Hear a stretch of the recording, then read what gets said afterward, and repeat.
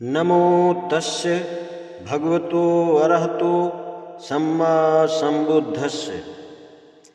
सृष्टि की उत्पत्ति और दार्शनिक कपिल के विचार।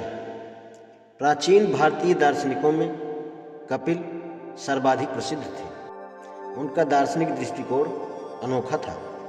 एक दार्शनिक के रूप में वह अपने में मानो एक दार्शनिक वर्ग ही थे।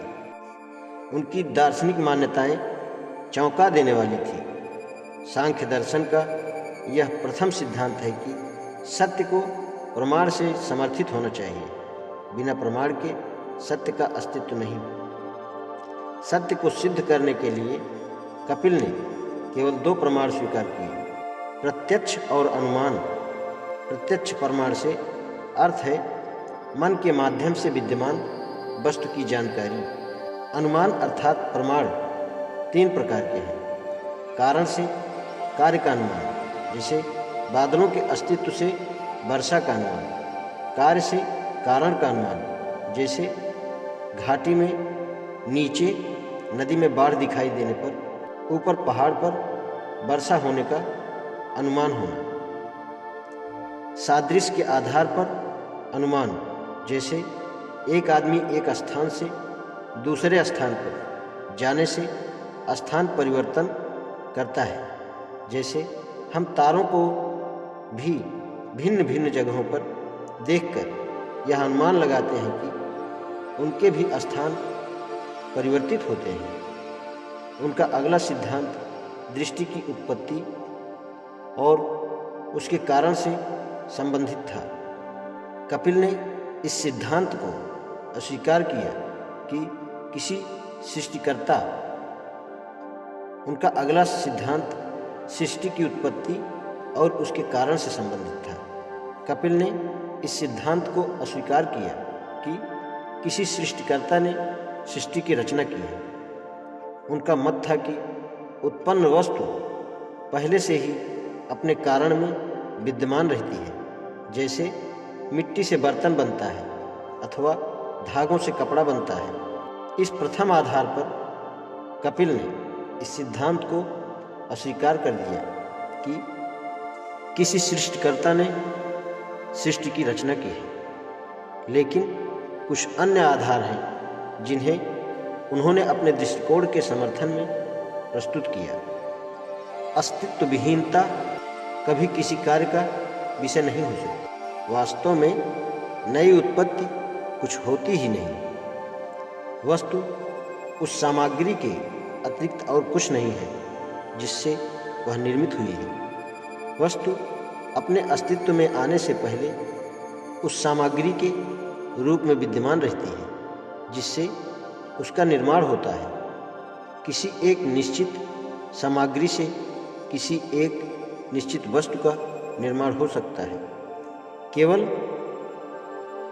एक निश्चित सामग्री ही किसी निश्चित वस्तु के रूप में परिणत को प्राप्त हो सकती है।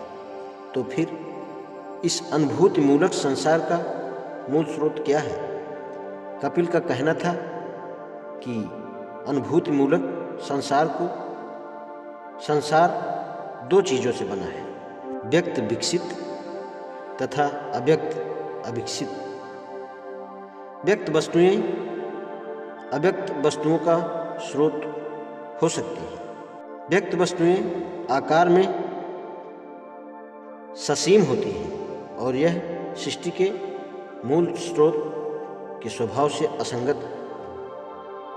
सभी व्यक्त वस्तुएं परस्पर समान होती हैं। इसलिए कोई भी एक व्यक्त वस्तु किसी दूसरी व्यक्त वस्तु का अंतिम स्रोत नहीं मानी जा सकती। और फिर क्योंकि वे स्वयं किसी एक ही मूल स्रोत से उत्पन्न होती है, इसलिए वे स्वयं स्रोत नहीं हो सकते। अन्य दार्शनिकों की अपेक्षा बुद्ध कपिल के ही सिद्धांतों से प्रभावित थे। कपिल का अगला तर्क था कि एक कार्य को अपने कारण से भिन्न ही होना चाहिए, यद्यपि उस कार्य में कारण निहित रहता है।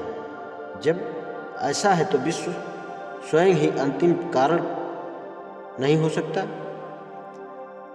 इसे किसी अंतिम कारण का परिणाम होना चाहिए। जब पूछा गया कि अव्यक्त की अनुभूति क्यों नहीं होती, इसकी कोई भी क्रिया इंद्रिय गोचर क्यों नहीं होती, इससे इसे अनुभव किया जा सके, जो कपिल ने उत्तर दिया, ऐसा अनेक कारणों से हो सकता है अनेक दूसरी वस्तुओं की तरह जिनके अस्तित्व में कोई शंका नहीं है। उनका अच्छा स्वभाव इन्हें अति सूक्ष्म बना देता है और उनकी अनुभूति नहीं होती, अथवा अनुभूति में कोई एक तीसरी वस्तु बाधक हो, अथवा किसी उसी प्रकार जैसी वस्तु का मिश्रण हो, अथवा किसी तीव्रतर वेदना अनुभूति के कारण अनुभूति न होती हो, अथवा अंधेपन या किसी अन्य इंद्रिय दोष के कारण अनुभूति न होती हो, अथवा दृष्टा के मस्तिष्क की विकलता के ही कारण अनुभूति न होती हो। जब पूछा गया तो विश्व का मूल स्रोत क्या है, विश्व के व्यक्त रूप तथा अव्यक्त रूप में क्या अंतर होता है? कपिल का उत्तर था, व्यक्त रूप का भी कारण होता है तथा अव्यक्त रूप का भी कारण होता है, लेकिन दोनों के मूल स्रोत स्वतंत्र हैं और उनका कोई कारण नहीं है।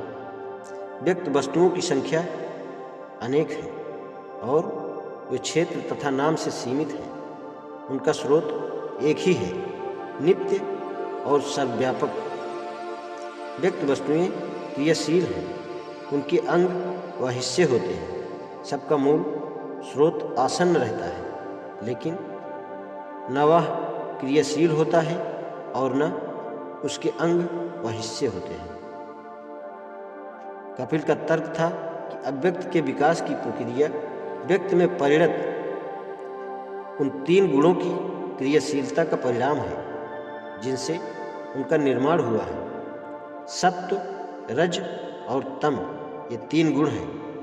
इन तीन संघटकों अथवा गुणों में प्रथम अर्थात सत्व तो प्रकृति में प्रकाश के समान है, जो प्रकट करता है, जो मनुष्यों को सुख देता है। दूसरा गुण है रज, जो प्रेरित करता है, जो संचालित करता है, जो क्रियाशीलता को उत्पन्न करता है।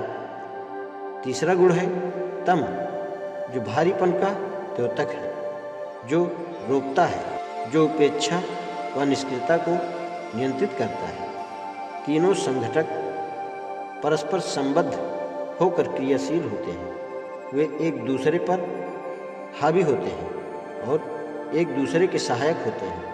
वे एक दूसरे से मिले रहते हैं। जिस प्रकार लौ, तेल और बत्ती के परस्पर मिलन से दीपक जलता है, उसी प्रकार यह तीनों गुण भी मिलकर क्रियाशील होते हैं। जब तीनों गुण पूर्ण संतुलन में होते हैं तो एक गुण दूसरे पर हावी होता है, तब विश्व अचेतन हो जाता है, उसका विकास रुक जाता है। जब तीनों गुण संतुलन में नहीं होते तो एक दूसरे पर हावी हो जाते हैं, तब विश्व सचेतन हो जाता है और उसका विकास आरंभ हो जाता है।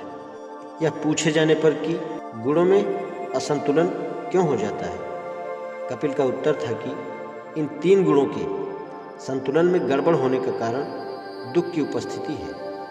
ऐसे थे कपिल के दर्शन के सिद्धांत। अन्य सभी दार्शनिकों की अपेक्षा बुद्ध कपिल के ही सिद्धांतों से विशेष रूप से प्रभावित थे। कपिल ही एक ऐसे दार्शनिक थे जिसकी शिक्षाएं बुद्ध को तर्क और यथार्थता पर आधारित जान पड़ी, लेकिन बुद्ध ने कपिल की सभी शिक्षाओं को स्वीकार नहीं किया। कपिल की केवल तीन ही बातों को उन्होंने स्वीकार किया। उन्होंने यह स्वीकार किया कि सत्य को प्रमाण पर आश्रित होना चाहिए, चिंतन का आधार विवेक होना चाहिए। उन्होंने स्वीकार किया कि इस मान्यता के पीछे कोई तार्किक या तथ्यपरक आधार नहीं है कि ईश्वर का अस्तित्व है अथवा उसने विश्व की उत्पत्ति की है। उन्हें यह मान्य था कि संसार में दुख है। कपिल की शेष शिक्षाओं को उन्होंने छोड़ दिया क्योंकि वे उनके उद्देश्य के लिए प्रासंगिक नहीं थी। आज इतना ही। नमो बुद्धाय।